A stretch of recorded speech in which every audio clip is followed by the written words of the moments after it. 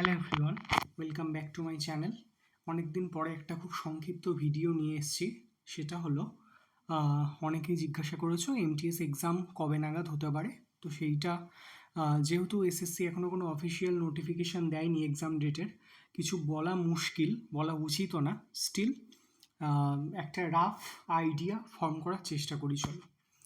তো যেমনটা তোমরা জানো, গতকাল অর্থাৎ 8 অগস্ট কি করেছে, এসএসসি সিজিএল এর ডেট পাবলিশ করেছে। সিজিএল হবে 9 সেপ্টেম্বর টু 26 সেপ্টেম্বর 2024।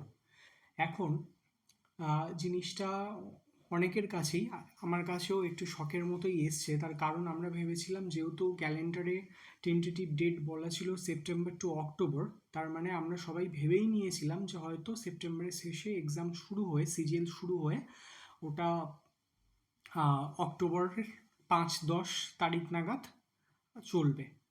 কিন্তু প্রায় টু আওয়ার সারপ্রাইজ, প্রায় 10 থেকে 15-20 দিন এক্সাম এগিয়ে এসএসসি সিদ্ধান্ত নিয়েছে যে 9 সেপ্টেম্বর থেকে 26শে সেপ্টেম্বর এক্সাম নেবে। ওকে, তো এখন আমাদের যেটা মেন জিজ্ঞাসা, এমটিএস এক্সাম কবে হতে পারে। দেখো, সিজিএল তো এইটুকু এভিডেন্ট যে সেপ্টেম্বরের মধ্যে শেষ হয়ে যাচ্ছে এবং সিজিএলের পরেই এমটিএস শুরু হওয়ার কথা।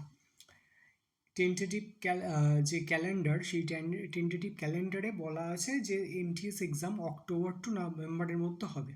কিন্তু যেহেতু সেপ্টেম্বরের মধ্যেই সিজিএল শেষ হয়ে যাচ্ছে, তাই মনে করা যেতে পারে বা মনে হয় যে অক্টোবরের প্রথম সপ্তাহতেই এসএসসি এমটিএস এক্সাম কন্ডাক্ট করবে।